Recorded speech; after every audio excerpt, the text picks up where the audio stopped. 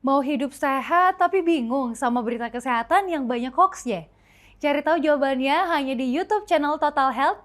Jangan lupa subscribe dan nyalakan lonceng notifikasinya.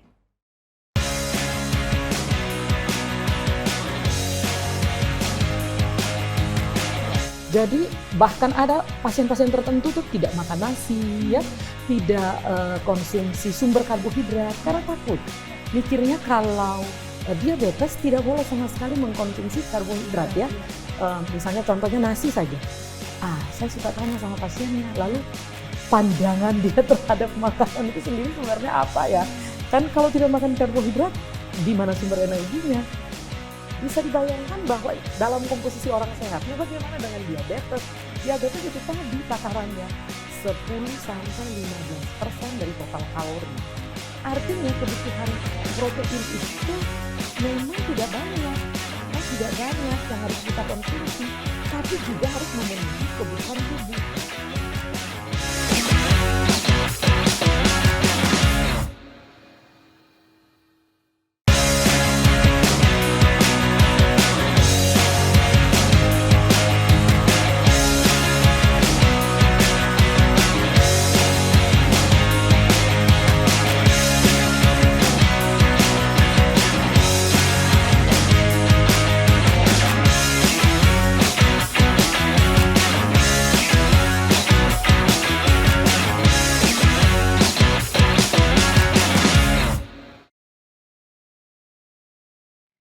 Shalom, salam hidup sehat. Berjumpa kembali dalam acara Bincang Sehat bersama Rumah Sakit Advent Bandung. Masih bersama dengan saya, Dewi Wardani, yang akan memandu acara ini untuk 45 menit ke depan.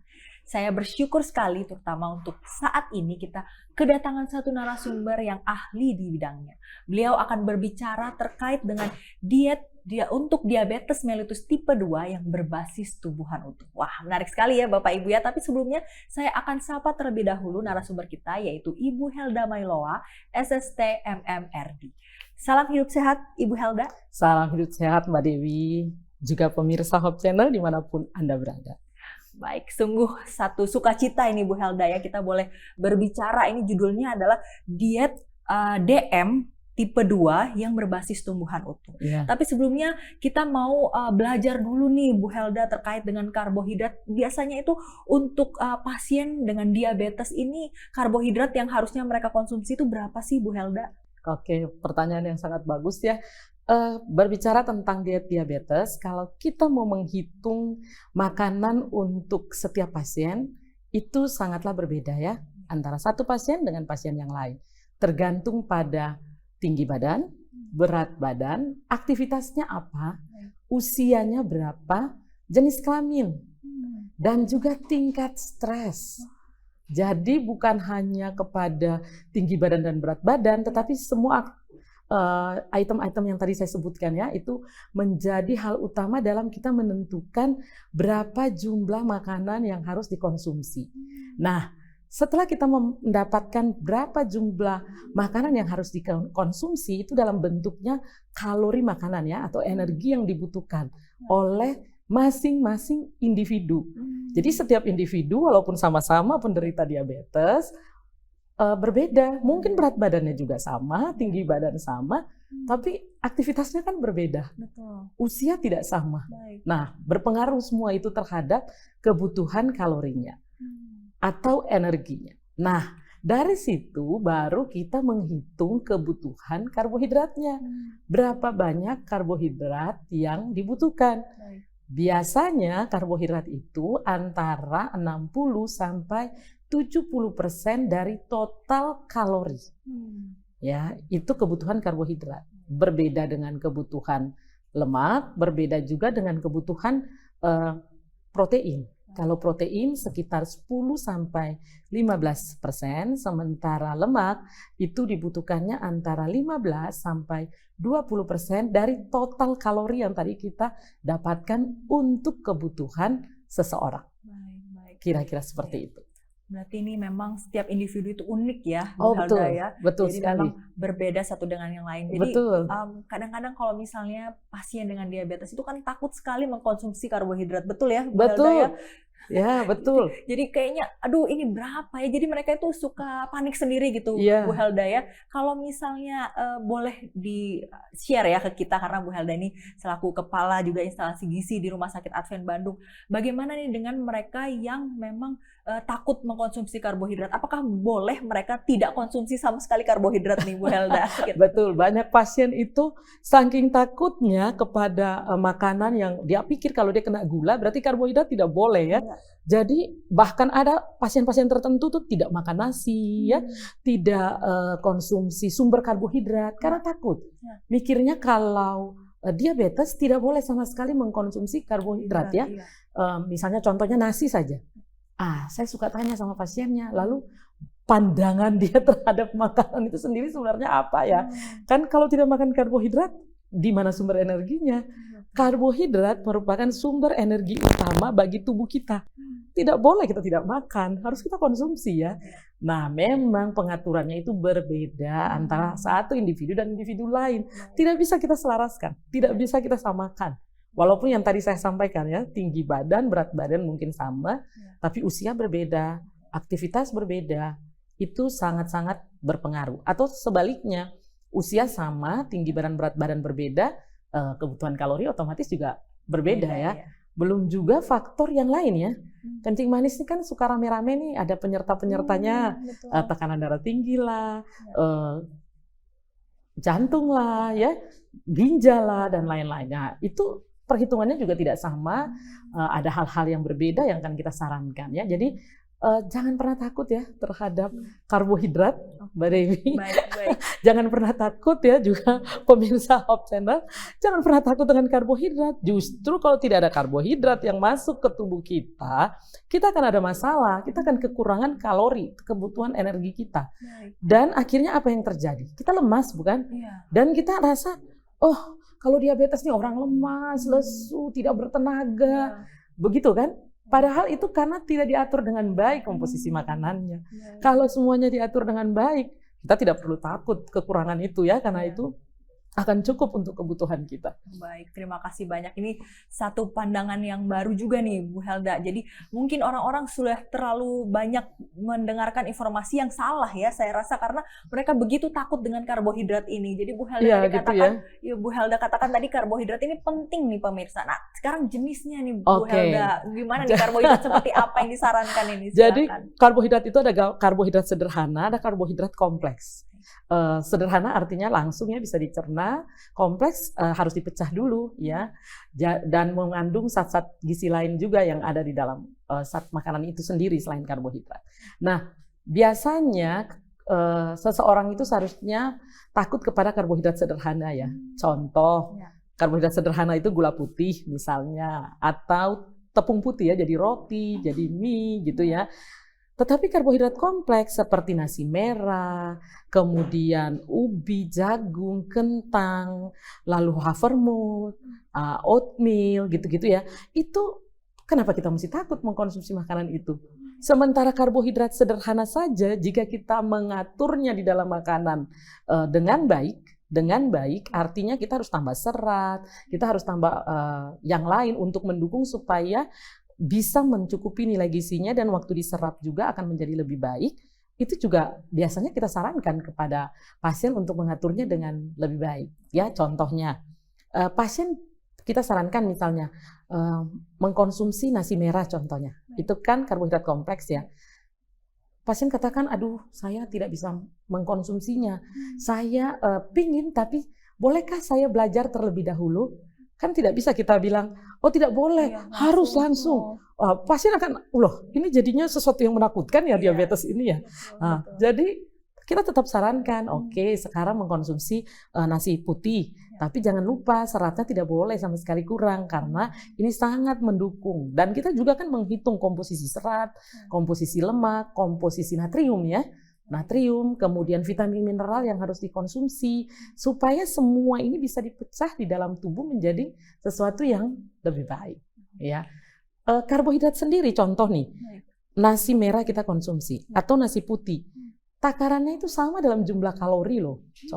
Jadi 100 gram satu porsi nih ya, 100 gram nasi merah sama persis kalorinya dengan 100 gram nasi putih. Sama. Baik. Ya, ini 100 gram sama-sama. Bedanya apa? Kan kita bilang yang lebih bagus nasi merah ya Betul, dibandingkan betul. nasi putih ya. Ya. Bedanya kandungan serat yang ada pada nasi merah lebih otomatis daripada nasi putih. Ini karbohidrat kompleks, ini karbohidrat sederhana, itu satu. Kedua, ada vitamin mineral yang masih ada lebih nilainya sedikit di beras merah dibandingkan beras putih. Itu saja perbedaannya, sehingga kita akan menutupinya ya Baik. dengan makanan-makanan lain yang akan kita sarankan kepada setiap pasien. Kira-kira demikian, Mbak Dewi. Baik, penjelasan yang sangat detail ini dari Bu Helda. Terima kasih banyak Bu Helda. Jadi memang kalau berbicara tentang karbohidrat ini memang tidak melulu hanya nasi ya, Bu Helda ya. Betul. Kadang-kadang Betul. orang berpikirnya memang takut karbohidrat karena yang mereka pikirkan adalah nasi putih ini tadi ya. Betul. Jadi kita tadi sudah membahas juga, Bu Helda tadi sudah sebutkan juga terkait dengan makanan yang lain, ubi-ubian mungkin ya. Betul. Kemudian ada jagung bisa di situ ya. Terkait dengan oatmeal ini saya cukup tertarik nih, Bu Helda ya. Apakah karena ada juga yang berkata bahwa saat dia mengkonsumsi oatmeal ini malah gula darahnya tinggi nih Bu Helda. Ini apa yang terjadi nih Bu Helda sebenarnya? Jadi begini, setiap makanan kepada setiap satu individu tidak akan sama reaksinya ya Baik. kepada tubuh yang lain. Ya contoh, oatmeal misalnya, orang tertentu makan oatmeal tidak punya masalah, gula darah bisa stabil, tidak kembung. Tetapi bagi individu tertentu tidak. Ada yang langsung gula darah malah naik lebih tinggi, ada yang kembung dan memiliki masalah kesehatan yang lain. Untuk itu biasanya kami kalau sebagai ahli gizi, kami harus mengadakan asuhan terlebih dahulu, bukan? Kami akan mengkaji kira-kira kesukaan makanan selama ini apa. Kemudian kebiasaan makan apa. Apakah punya masalah dengan makanan tertentu? Apakah ada masalah dengan penyakit lain? Apakah punya masalah dengan penyakit-penyakit saluran cerna? Hal itulah yang akan kami simpulkan untuk kami membuat rekomendasi diet yang tepat, pengaturan makanan yang tepat kepada setiap individu. Sehingga tidak akan sama satu individu dengan individu yang lain. Tidak akan kami sarankan hal yang sama. Biasanya sesuatu yang berbeda dari kebiasaan makannya. Jadi pemirsa Hope Channel sebenarnya tidak perlu takut ya terkait makanan pada seorang penderita diabetes. Kadang-kadang kita pikir kalau sudah diabetes kita harus konsumsi misalnya kentang atau makanan-makanan karbohidrat yang khusus. Tidak, apa saja yang kita biasanya makan untuk sumber karbohidrat itu bisa kita konsumsi dengan takaran yang tepat. Takaran ya. Dan itu memang harus berkonsultasi ya dengan ahli gizi karena takaran ini penting untuk kebutuhan yang stabil daripada individu itu sendiri, daripada diri kita yang menderita diabetes, dan juga dari keadaan kadar gula kita supaya menjadi lebih baik dengan aktivitas kita sehari-hari. Jadi sakit diabetes bukanlah tanda kutip ya sebuah bencana besar untuk menjadi lebih susah atau tidak bisa makan apa saja. Saya rasa tidak demikian ya, tidak sesulit itu ya. Ini luar biasa sekali Bu Helda berbicara terkait hal ini, jadi menambah semangat mungkin yang saat ini menyaksikan juga dengan diabetes ya Bu Helda ya. Karena seakan-akan kan divonis seperti itu ya Bu Helda, dan itu pun akan membuat motivasi juga jadi turun akhirnya. Betul, ada juga banyak yang takut ya mengkonsumsi buah-buahan. Oh karena rasanya manis. Oh tidak mau mengkonsumsi sesuatu yang rasanya memberikan masalah kepada tubuh. Jadi kalau diabetes berarti tidak boleh makan nasi tadi, tidak boleh makan buah-buahan yang manis. Wah, alangkah sayang ya. Alangkah menyedihkannya hidup ini. Segala sesuatu jadi tidak boleh. Jadi sebenarnya iya, sebenarnya boleh dalam takaran tertentu. Gitu ya. Boleh dalam takaran tertentu. Jadi, takaran tertentu itu si pasien memang harus berkonsultasi dengan seorang ahli gizi. Nanti dikaji loh kebiasaan makan dia apa yang harus dibuat. Seperti tadi misalnya Havermout tidak suka, jangan dipaksakan. Misalnya dia tidak bisa makan nasi merah nih di awal, kita tidak bisa paksakan. Apabila dia stres, kadar gula naik lebih tinggi loh dari yang dibayangkan. Oleh karena stres ya. Karena faktor penurunan kadar gula bukan hanya soal makan, bukan hanya soal kita mengatur olahraga, tapi bagaimana juga kita mengatur stres. Nah, stres menghadapi piring di depannya, itu sangatlah berpengaruh tentunya. Kalau dia melihat, waduh ini kayaknya susah sekali nih makan ini ya. Benar-benar soal makan ini soal hati gembira juga gitu ya. Itu dia. Oke. Kata kuncinya tadi pemirsa, hati yang gembira. Betul. Ya. Kita harus enjoy makanan kita juga ya, Bu Helda, ini luar biasa sekali. Tapi tadi yang juga saya garis bawahi adalah apabila memang kita rindu untuk mengetahui yang tepat, memang harus berkonsultasi tadi ya, Bu Helda, harus ya. berkonsultasi. Berkonsultasi dengan ahli gizi. Jadi Bapak Ibu yang ada di sekitar Rumah Sakit Advent Bandung, nah ini bisa ya langsung ke ahli gizi di Rumah Sakit Advent Bandung, akan dikaji dan disitulah nanti akan diketahui berapa sih memang takarannya ya, supaya kita juga lebih paham nanti bagaimana mengaturnya di rumah, mungkin begitu. Betul. Ya Bu Helda ya. Jadi pemirsa memang harus pergi dulu ke ahli gizi. Gunanya untuk apa? Ini memang supaya lebih tepat aja ya, seperti itu. Bu Helda, ini menarik banget karena kita ngomongin karbohidrat aja ini udah lama nih ya. Ini luar biasa sekali karena memang kebanyakan orang bertanya-tanya soal karbohidrat ini ya. Dengan diabetes ini, saya diabetes, saya gimana nih karbohidratnya gitu. Akhirnya mengurangi bahkan tidak mengkonsumsi sama sekali. Kita akan membahas lebih lanjut ini Bu Helda terkait dengan diet DM tipe 2 yang berbasis tumbuhan utuh, tapi kita sebenarnya break dulu ya Bu Helda ya. Oke.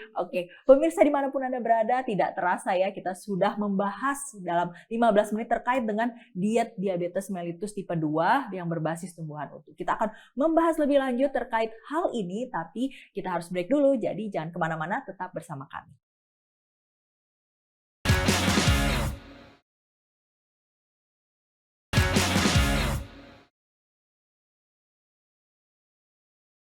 Salam hidup sehat.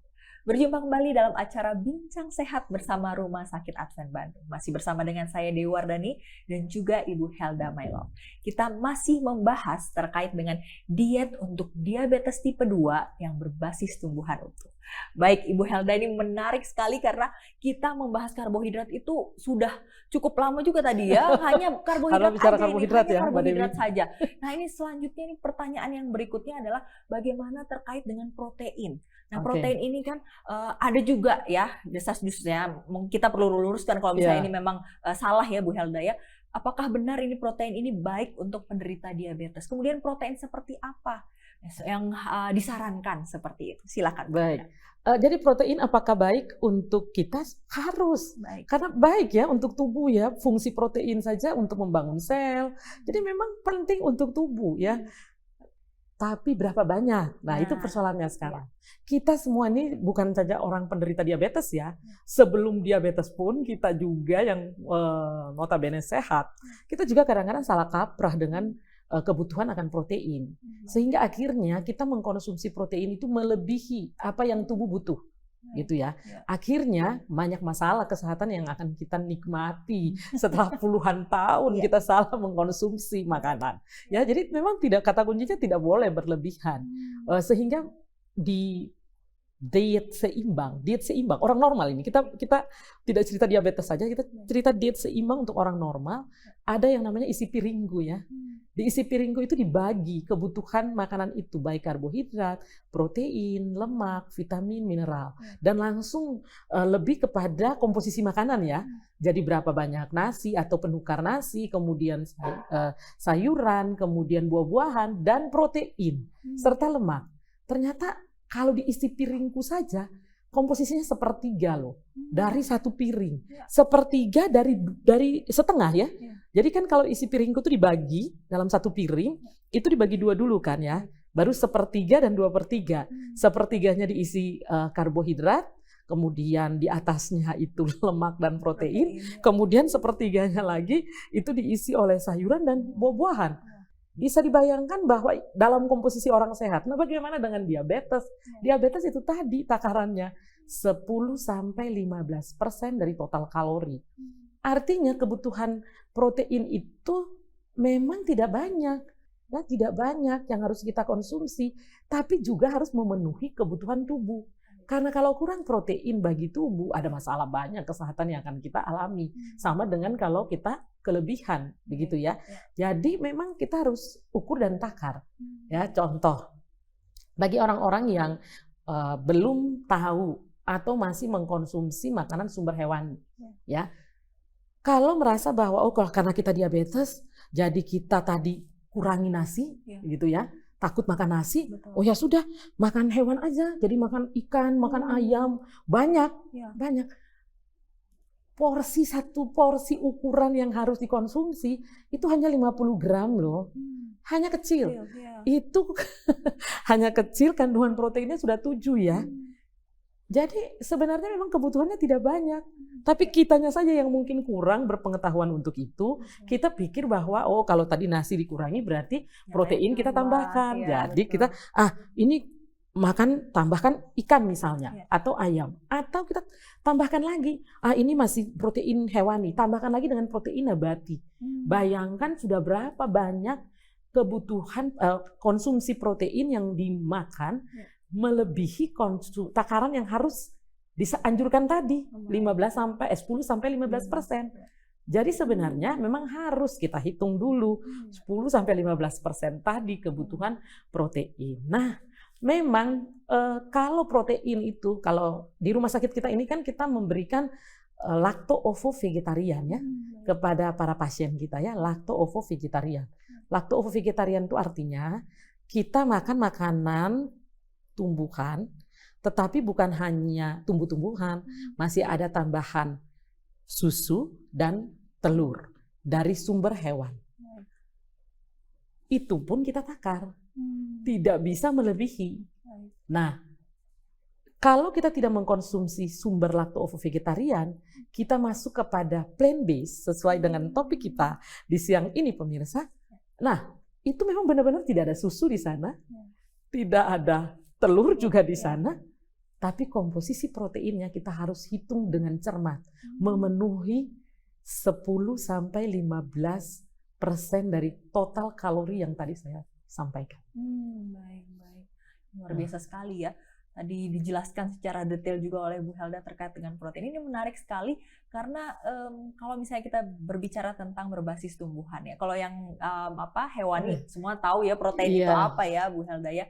Hanya mereka nanti akan berpikir tahu lagi, tempe lagi gitu ya. Gimana nih kita supaya jadi kreatif nih Bu Helda? Mungkin Bu Helda punya tips ya, bagaimana mereka yang rindu untuk memang mengkonsumsi protein nabati nih. Bagaimana supaya mereka juga bisa lebih aware bahwa ini tuh protein juga nih. Gimana nih Bu Helda? Oke, jadi untuk penderita diabetes sebenarnya ada satu yang harus diketahui, yaitu daftar bahan penukar. Ya, di dalam daftar bahan penukar itu pemirsa, semua jenis makanan ada di sana dibagi sesuai dengan nilai gizi, ya, atau kebutuhan zat gizinya.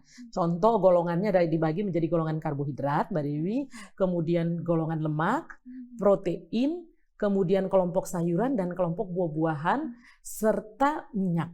Kebutuhan akan minyak. Nah, di dalam daftar bahan penukar itu, semua di dalam daftar bahan penukar itu dinyatakan dalam ukuran 1 porsi.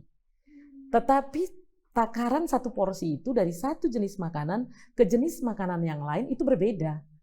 Tidak ada samanya, tidak ada samanya. Jadi contoh, kita cerita protein ini ya, kita cerita protein. Sama-sama 80 kalori, mengandung 80 kalori, tetapi kadar bahannya berbeda. Tahu misalnya 110 gram per 1 porsi. Yang tadi 80 kalori. Berapa banyak kalau mau hitung-hitung kalorinya, hitung-hitung gramnya kan pasien ribet ya. Nah, ini saya nggak suruh hitung juga.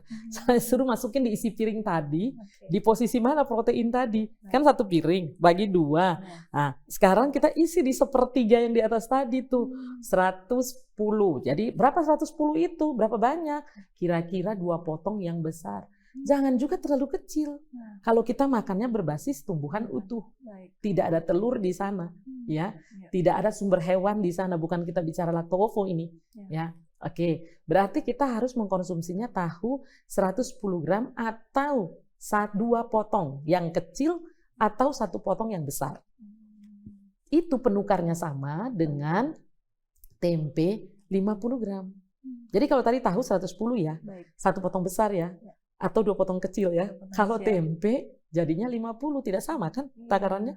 Kalau jadi kacang-kacangan lebih tidak sama lagi antara satu jenis kacang dengan jenis kacang yang lain. Ada yang takarannya, contoh kacang tanah hanya 20 gram, kira-kira 2 sendok makan.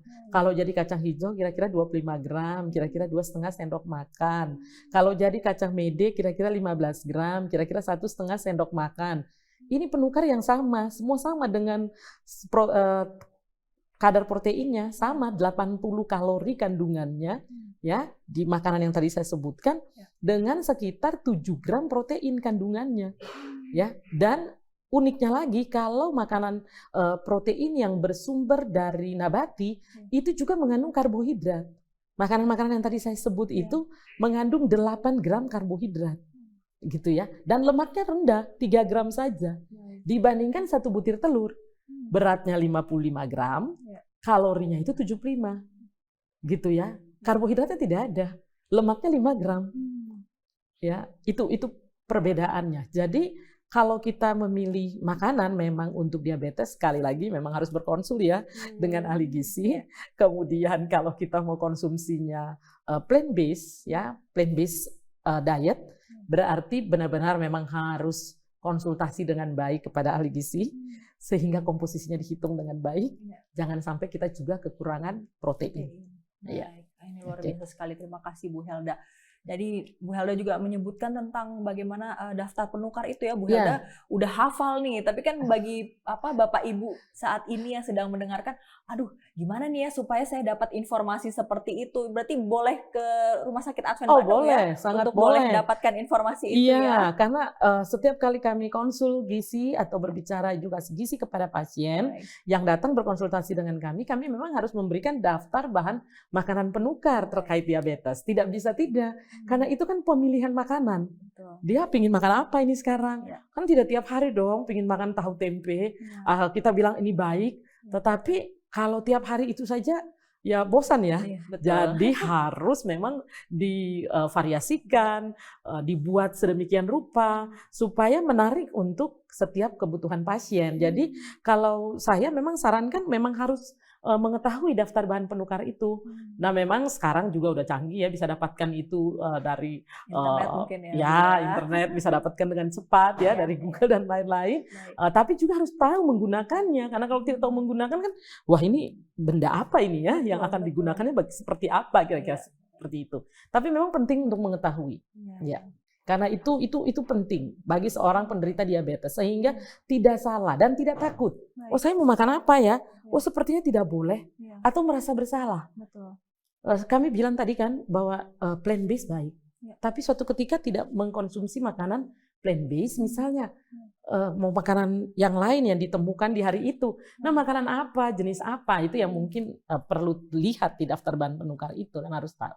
Betul. Itu kira-kira. Terima kasih banyak. Jadi pemirsa dimanapun Anda berada, ayo yang sekitar Bandung ya, atau mungkin yang di luar Bandung, Kabupaten Bandung mungkin ya, bisa datang ke Rumah Sakit Advent Bandung bertemu dengan para ahli gizi kami dan bisa berkonsultasi di sana. Karena ini penting sekali, terutama mereka yang dengan diabetes. Tadi memang kuncinya adalah bagaimana harus dikaji terlebih dahulu Ibu Helda ya, supaya tahu. Nah itu tadi karbohidrat, tadi kita udah bahas secara lengkap juga, kemudian ini protein. Nah sekarang Ibu Helda tentang lemak itu sendiri nih Bu Helda, ini menarik karena seperti yang Ibu Helda tadi sudah sampaikan bahwa orang yang takut dengan karbohidrat cenderung untuk bisa menambahkan di tempat-tempat yang lain nih, protein juga ditambahkan, lemak juga ditambahkan ya. Jadi cenderungnya seperti itu karena mereka sudah tidak konsumsi karbohidrat atau bahkan sangat mengurangi karbohidrat itu sendiri. Nah sekarang kalau lemak itu gimana nih kalau bagi penderita diabetes?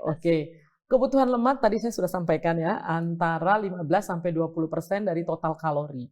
Dan jangan lupa sumber protein itu biasanya juga ada kandungan lemaknya. Selain lemak dalam bentuk yang biasanya pemirsa mungkin juga tahu ya, Mbak Dewi, bahwa itu bentuknya seperti minyak. Ya, atau santan, atau kelapa gitu ya, atau kelapa parut ya, kelapa yang utuh, atau minyak-minyak jenis lain ya yang bisa dikonsumsikan selain makanan yang ada kandungan lemaknya. Nah, itu kan juga sangat berpengaruh. Dan lemak juga ada yang lemak jenuh dan tidak jenuh. Nah, itu kita juga harus tahu karena kalau kita mengkonsumsi lemak dalam jumlah yang besar, mengakibatkan gula darah tidak akan pernah juga turun. Walaupun tadi kita juga takut terhadap karbohidrat ya. Sebenarnya lemak yang paling berpengaruh loh terhadap naiknya kadar gula. Oke. Itu dia.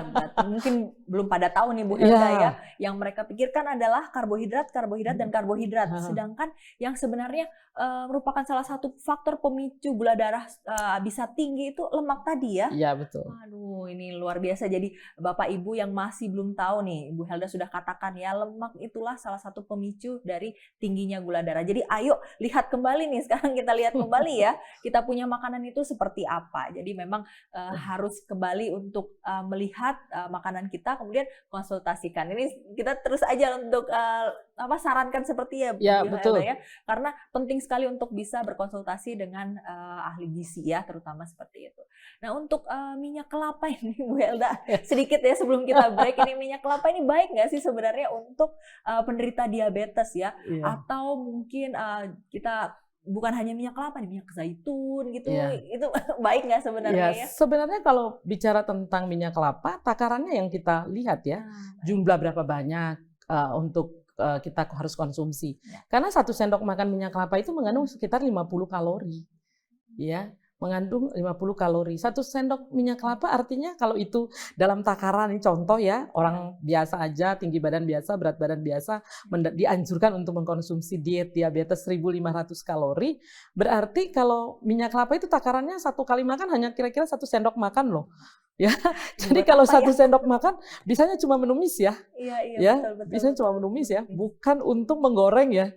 Oke, hanya bisa menumis hanya menumis ya. Jadi ya ini takarannya lagi nih takaran. yang kita penting untuk diketahui. Ukuran betul. Jadi memang kita mungkin berpikir bahwa kan kita sudah tahu minyak kelapa itu sehat, misalnya seperti minyak zaitun itu sehat, tapi bagaimana penggunaan kita ya untuk mengolah si makanan itu sendiri. Nah, Bapak Ibu harus hati-hati ya. Tadi Ibu Helda bilang hanya 1 sendok, itu dia ya. Jadi hanya bisa untuk menumis tadi ya Bu Helda ya. Baik, ini semakin menarik, tapi sebenarnya kita harus break dulu nih Bu Helda ya. Oke, baik pemirsa dimanapun Anda berada, jangan kemana-mana dulu. Kita masih berbicara terkait dengan diet diabetes mellitus tipe 2 berbasis tumbuhan utuh. Tetap bersama dengan kami dan jangan kemana-mana, kita akan berjumpa kembali setelah pesan-pesan berikut ini.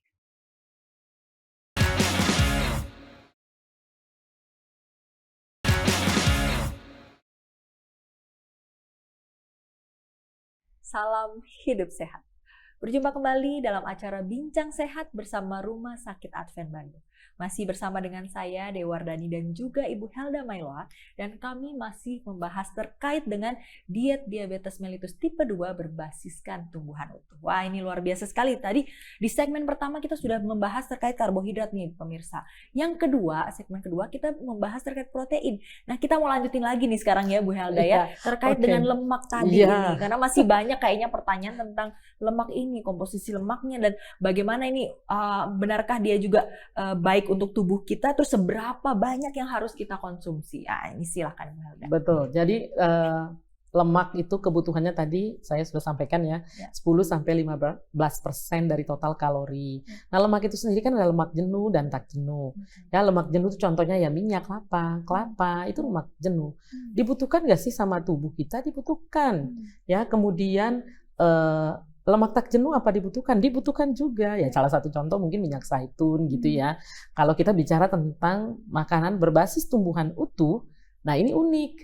Makanan berbasis tumbuhan utuh atau plant-based diet itu justru kita tidak sarankan loh mengkonsumsi minyak kelapa, bahkan minyak zaitun loh. Kita Jadi tidak disarankan ya Bu ya. kita tidak saranin. Kenapa? Karena itu tadi kan diolah ya, berbasis tumbuhan utuh, berarti kan harus utuh ya.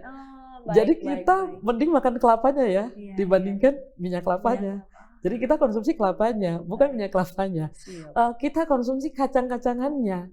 Tahu tempe bukan mutlak harus. Kalau memang tidak mau dan tidak suka tidak apa-apa. Tapi bagaimana kita mengolah kacang-kacangan menjadi makanan olahan yang enak, bervariasi dari hari ke hari, dan bisa menjadi makanan yang baik untuk tubuh kita. Karena ini berbasis tumbuhan utuh tadi ya. Oke. Nah, takaran lemaknya, takaran minyaknya itu memang itu benar-benar kita harus takar orang per orang juga. Ya, karena penderita diabetes ada yang obesitas, tapi ada kan yang tidak obesitas. Ya. ada yang kurus, ada yang gemuk, ada yang berat badan normal.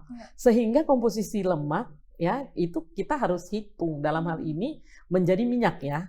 Kebutuhan minyak ya, lebih kepada kebutuhan minyak. Kalau lemak secara keseluruhan kan ada di hewan gitu ya, kalau kita penyuka hewan gitu. Nah, tapi kalau dalam perbandingan diet yang masih menggunakan hewan, kemudian diet yang menggunakan makanan vegetarian tadi tapi masih konsumsi susu dan telur, dan bagaimana dengan plant based ini yang paling baik ini dari semua ini plant based loh. Plant based. Nah, takaran minyaknya bagaimana? Takaran komposisi minyak tadi bagaimana kalau di plant based ini? Ya kita tukar jadi kelapa parut, jadi alpukat, jadi almond ya. Jadi kita tukar jadi itu. Ya. Tapi makanannya apa tetap enak saja? Ya tetap enak lah, tidak enak ya. Semua makanan ini maunya enak ya.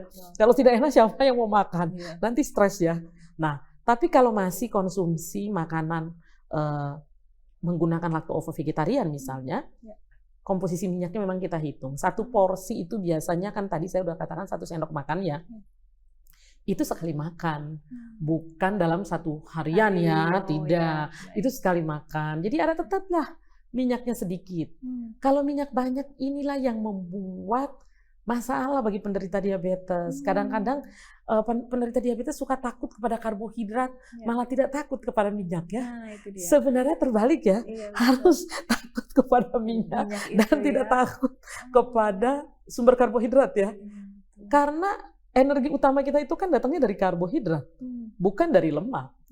Ya, lemak banyak itu juga akan membuat resistensi kepada insulin ya, dan selalu menutup jalan masuk gula dari sel ke darah ya. Jadi dari darah ke sel, sehingga di sel tidak bisa jadi energi ya. Nah, biasanya kan tertutup oleh lemak, makanya komposisi lemak harus dibatasi. Itu masalahnya. Nah, itu banyak yang tidak mengetahui hal itu, malah takut dengan karbohidrat. Sebenarnya tidak. Komposisi karbohidrat tadi kan 60-70% loh dari total kalori. Sementara lemak ini kan cuma 15-20%. Protein tadi 10-15. Berarti komposisi terbanyak karbohidrat ya. Karbohidrat yang terbanyak. Nah, karbohidrat bukan cuma berupa nasi, tapi juga berupa buah-buahan, itu kan juga sumber karbohidrat. Atau makanan lain, contoh yang tadi saya sebut dengan kacang-kacangan yang ada nilai karbohidratnya, gitu ya. Nah, itu semua berpengaruh kalau kita mau menghitung jumlah kebutuhan makanan kepada seorang penderita diabetes, kita harus memperhatikan semua hal itu, ya, di luar serat.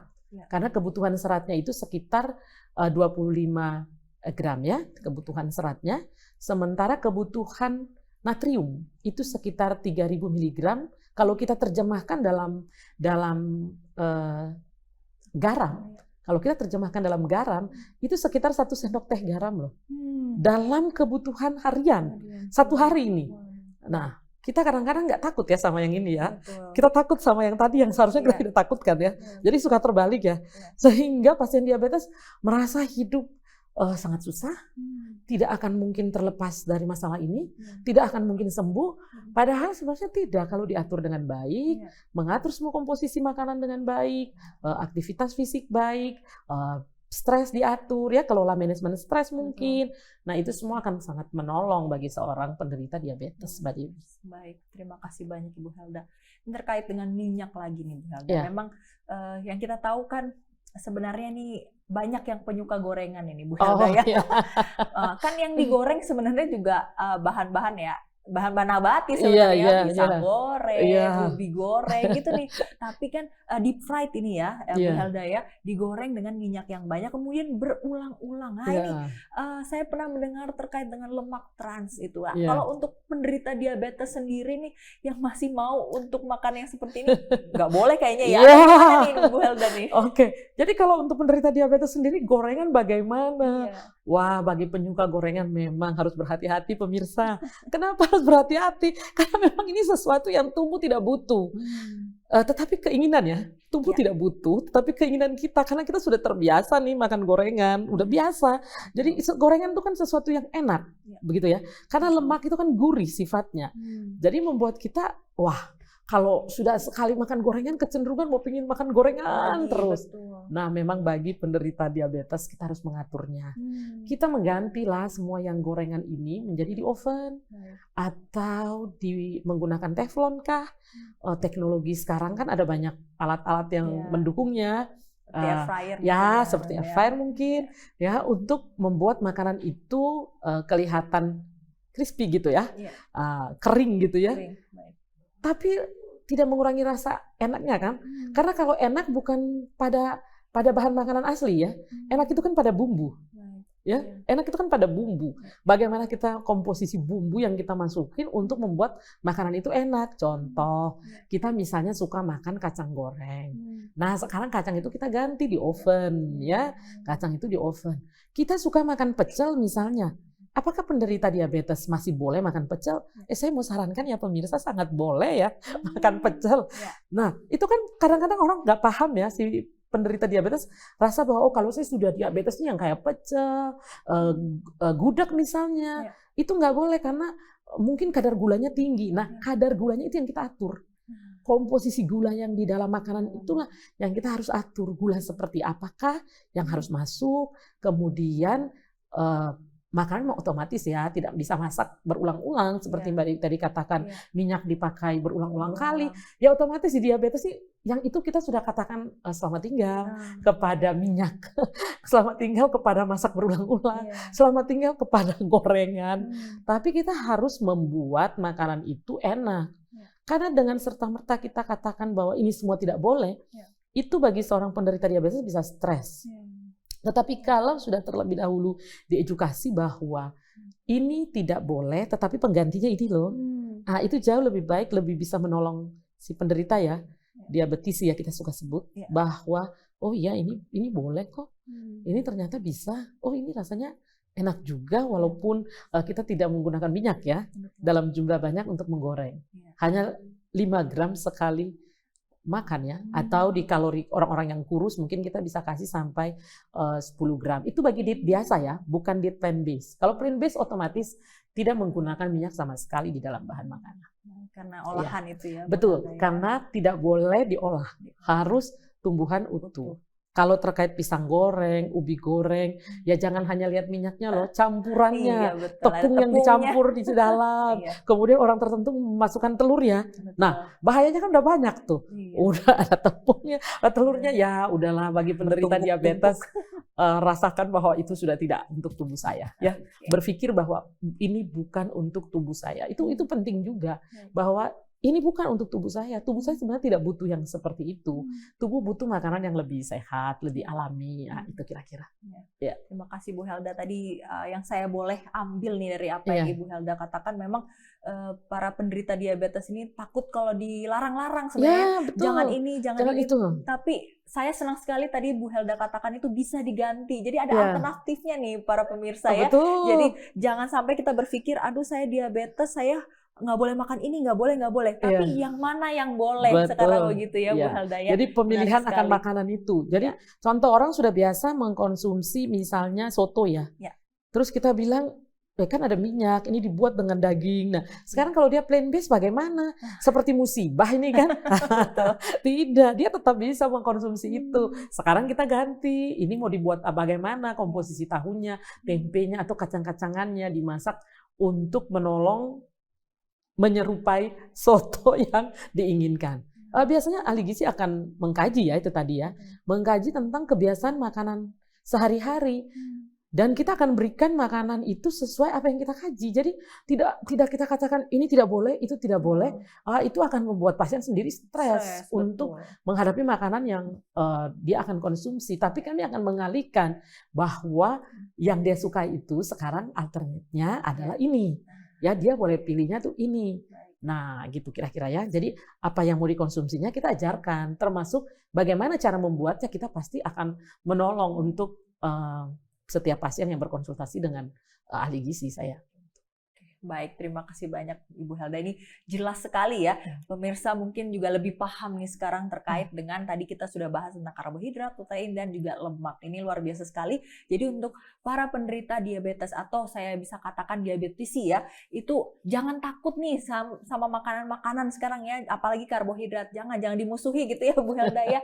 Tapi ada cara lain untuk bisa kita alihkan supaya itu bisa lebih sehat. Nah, luar biasa sekali. Belajarnya di mana? Di Rumah Sakit Advent Bandung ya. Sama dengan para ahli gizi kami, luar biasa. Bu Helda, ini saya sebenarnya pengen lanjut ini ya, tapi mungkin di segmen berikutnya atau di sesi berikutnya nih sepertinya, karena masih banyak sekali kayaknya pertanyaan-pertanyaan yang muncul dari orang-orang terkait dengan diet diabetes ini. Tapi kita sebenarnya harus menyudahi acara kita saat ini. Boleh mungkin diberikan closing statement terlebih dahulu kepada pemirsa. Silakan. Oke, pemirsa Hope Channel dimanapun Anda berada, pastikan bahwa Anda mengkonsumsi makanan harus menggunakan pemilihan yang baik sehingga kita akan jauh dari berbagai-bagai penyakit. Tetapi jika Anda telah mengalami masalah dengan gula darah, penyakitnya sering kita kenal dengan nama diabetes mellitus atau penyakit kencing manis, janganlah pernah takut karena itu bukan musibah.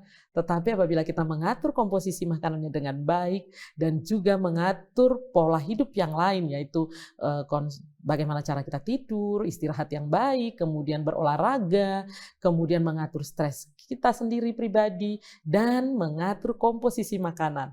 Ya, jangan melebihi apa yang harus kita makan, terutama sumber lemak. Jangan pernah takut untuk itu. Buah-buahan yang manis pun boleh kita konsumsi. Takarannya berbeda antara satu buah dengan buah yang lain. Demikian juga sumber karbohidrat. Ya, itu juga kita bisa konsumsi dengan takaran juga yang berbeda-beda. Dan kata kuncinya adalah variasikan makanan kita. Karena jika kita memvariasikan makanan kita dengan baik, kebutuhan gizi kita akan tercukupi. Bagi para penderita diabetes, salah satu diet yang kami tawarkan dari Rumah Sakit Advent Bandung adalah plant-based diet, yaitu makanan-makanan alamiah berbasis tumbuhan utuh. Karena telah diuji cobakan kepada begitu banyak pasien, menolong untuk mengontrol gula darah dan menurunkan kadar gula darah bagi pasien-pasien yang patuh terhadap pergantian pola hidup tersebut. Baik, terima kasih banyak Ibu Helda, ini luar biasa sekali. Saya yakin perbincangan kita saat ini akan sangat bermanfaat untuk mereka yang menyaksikan. Terima kasih banyak Ibu Helda. Oke, sama-sama. Baik pemirsa, dimanapun Anda berada, luar biasa sekali perbincangan kita, sangat seru ya untuk saat ini, dimana kita sudah belajar terkait dengan diabetes, diet diabetes tipe 2 yang berbasiskan tumbuhan utuh. Nah, buat mereka yang saat ini sedang ada diabetesnya, jangan takut untuk makan ya. Makanan tetap bisa kita makan dengan baik, kita konsumsi dengan baik, asalkan ada takarannya ya. Seperti yang Bu Helda tadi katakan, ayo kita ke Rumah Sakit Advent Bandung, ada para ahli gizi yang boleh mengkaji ukuran dari makanan yang saudara akan konsumsi. Baik, terima kasih banyak. Semoga ini bisa bermanfaat dan jangan lewatkan untuk bincang sehat berikutnya dan tetap bersama dengan kami. Terima kasih, Tuhan memberkati.